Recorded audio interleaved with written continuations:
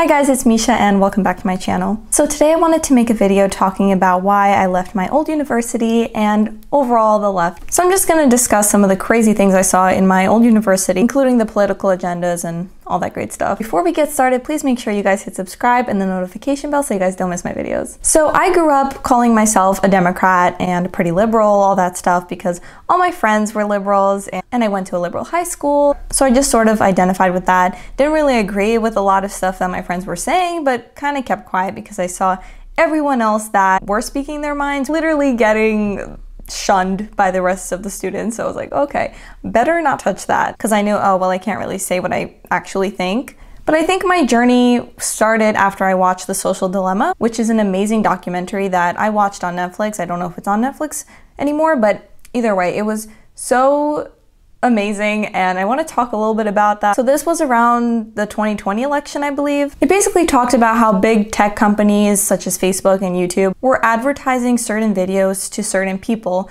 So let's say that you are a very conservative person, you're going to keep getting very conservative YouTube videos, for example, because they sell your information to other companies, and then those companies will say, oh, this person wants to see X, Y, and Z, and so they will promote that on your page. I was getting a bunch of lefty, woke type of content, but this creates the illusion that everyone around you thinks the same way as you do, which is not the case. And with my school and the people I associated with being very left-leaning, I thought that the right was just this small group of hillbilly, bigoted, racist people, because that's what they made them seem like. So because I was really blown away by this, I shared a post. It was basically a short clip of the documentary where the guy was talking about how it's really upsetting that friendships are being torn apart just because of political views. And that really hit home for me because I wasn't agreeing with a lot of what my friends were saying. This was during BLM and the Biden and Trump election. So a lot of the things that my friends were saying, I wasn't in agreement with, and I felt very pressured to either keep silent or agree. So I posted this because in general, I thought it was really sad that a lot of friendships were being broken just because of a disagreement in political views, which I always thought was silly, because why can't we live in harmony and still be friends even if we have different political views? It's really good to be friends with someone that has a different perspective and a different view on life in general, because if you're with the same people who have the same exact view as you, it doesn't really promote thinking or questioning anything. I thought that was really sad that we don't have these sort of debates and discussions anymore. Everyone has to agree with you, and if they don't, you can't be friends. I always thought that was really silly. So I'm gonna show you guys the video really quick. The false sense that everyone agrees with you because everyone in your newsfeed sounds just like you. And that once you're in that state, it turns out you're easily manipulated. We all simply are operating on a different set of facts. When that happens at scale, you're no longer able to reckon with or even consume information that contradicts with that worldview that you've created. That means we aren't actually being objective, constructive individuals. What are Republicans like? People that don't have a clue. The Democrat Party is a crime syndicate, not a real political party. A huge new Pew Research Center study of 10,000 American adults finds us more divided than ever, with personal and political polarization at a 20-year high. More than a third of Republicans saying the Democratic Party is a threat to the nation. More than a quarter of Democrats saying the same thing about the Republicans. So after I posted this, I wasn't really expecting anything. I just posted it because I thought it was very true and resonated with me. But I was surprised. I got 3 or 4 of my friends text messaging me saying, why would you post that? Are you a Trump supporter now? Like, what's going on? Basically, they were ready to attack me. They were proving my point that I can't really post or say anything without people getting defensive or offended. And it really made me miss the days when we could all say, oh, let's agree to disagree. Because I used to say that a lot when I would have debates with other people. And we were like, yeah, you think this way, I think this way. It doesn't look like we're gonna find common ground, so let's just agree to disagree. But now that does not exist. If you disagree, you have to be canceled and shunned. There's no freedom of speech anymore. So after high school, I went to my old university, which was known to be but pretty liberal in the sense that that's what they call themselves, even though they don't hold any of the actual traditional liberal values like freedom of speech, freedom of religion. And let me tell you, The first day, guys, I went into the campus. I had to use the bathroom, right? So I go into the restroom, and what do I see? I see a man, a 20-year-old man just in the bathroom. Let's say that this person was transgender, right? There wasn't any effort into like presenting female, none, okay? No like wig, no makeup, like zero. It was just a guy in a t-shirt, jeans. And I was looking around, I'm like, there are other women in this bathroom, and there's this guy in here. No one is saying anything. No one is giving it a second thought. I'm like, well, I'm uncomfortable, so do 180 and I leave. Because everyone feels like if they tell this person, you can't be in here, you're a dude, they're gonna get canceled. And then my classes start.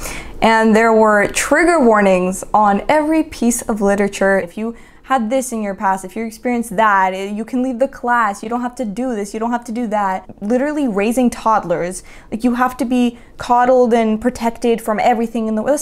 That's not how the world works. It was so annoying. Everything that we read and everything that we watched, the teachers had to put a trigger warning. Even if it wasn't in any way offensive. This documentary says this curse word. So if you feel offended by this, then, you know, let the teacher know and you can exit the classroom during this part of the documentary. I was so confused. Within that same week, I was asked to then write a paper about how I was privileged being white, but also marginalized being a woman. So this was some intersectionality paper that we had to write, and there was no room for debate. Because I was thinking, wait, but I don't think that I'm privileged in this way or that I'm marginalized in this way. I think I don't really identify with that. There's no room for discussion, okay? You're given this narrative and you have to write about how this applies to your life, even if you disagree. They teach you that if you're white, you're racist. You may not know it yet, but you're racist. And again, I did not agree with that, but I wasn't given a choice to debate. It's like they're forcing you to make stuff up. Words in articles that we were reading were being censored because they were offensive. And we weren't really learning things. We were just talking about how it impacted us and our feelings and how it made us feel and how we were feeling and feeling and feeling and feeling. What about facts? Like, for real, what about 1 + 1 = 2? What about actual facts? Why aren't we learning that?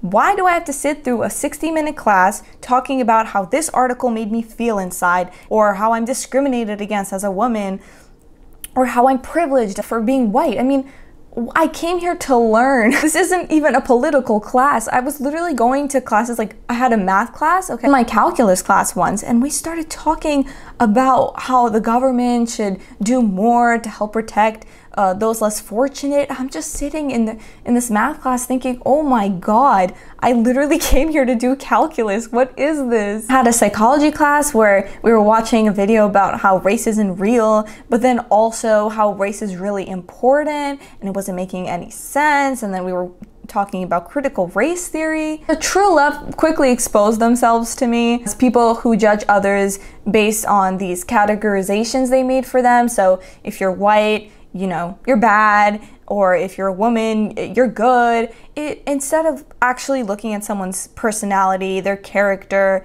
none of that matters anymore. It's just these attributes, this, how much money do you have? Are you a male or a female, or neither? Extra brownie points. Are you black? Are you white? No one cared what kind of person you were, what you knew. It was all about how you identify. That's racist. Like, that's actually racist to go to look at someone and say, you're white, so this is how you behave. I heard countless students present on why they identify as communists and socialists. And at that point, I was ready to dip. I went home and I thought, you know, I was starting to reflect, what did I learn today? All I really learned was that white people are evil racists. And that was the whole debate That was the whole discussion in one of my philosophy classes, I think. And I was not learning. I was literally just being indoctrinated and just brainwashed into this nonsense. It was just getting so annoying because every class was political without exception. Politics should not be in the classroom. A classroom should be a place where you're learning essential knowledge like math, science, you know, history. Why do I have to be taught politics in math? Why do I have to go into a science class and talk about how racist America is in 2022? I felt completely silenced, completely trapped in the school. And the funny thing is that I felt that there were other students who also were not in agreement with what was being taught, but they were also so afraid of speaking their minds because, I mean, we saw what happened to people. We saw that people were literally being told to leave the university if they said something offensive. I honestly worry so much for the future generation. You can't say anything without being barked at by classmates and teachers alike. I remember 6 or 7 years ago, I did a project in school and I had to find like a short little quote that I liked. And I remember picking "live and let live" because I love that quote. And I realized no one was going by that quote anymore because you can't let people have their opinions. You just can't. You have to cancel them if you don't agree with them. Cancel culture was taking place all around me with people that were speaking their minds. All someone had to do was literally claim that that person offended them, and then that individual could be expelled. Expelled, guys, for offending someone. I was so sick of being forced to learn about this victimhood and forced into political discussions. Long story short, I left my old university, but not just the university, I left the left, guys. Because most importantly, I value my freedom of speech. I'm gonna fight for that. I think that's one of the most important things in life, is to be able to speak your mind, despite who it could offend or not. Anyone can make the claim that they are offended by something, and then we have to silence that person. And I'm just so much happier at my new university. And this whole experience is what inspired me to start talking about politics on YouTube. Because after being silenced for all these years, it feels amazing to finally be able to speak my mind, both in my personal life and here online with you guys. So I hope you guys enjoyed today's video. And if you did, please remember to hit subscribe and the notification bell so you guys don't miss my videos. Okay, bye.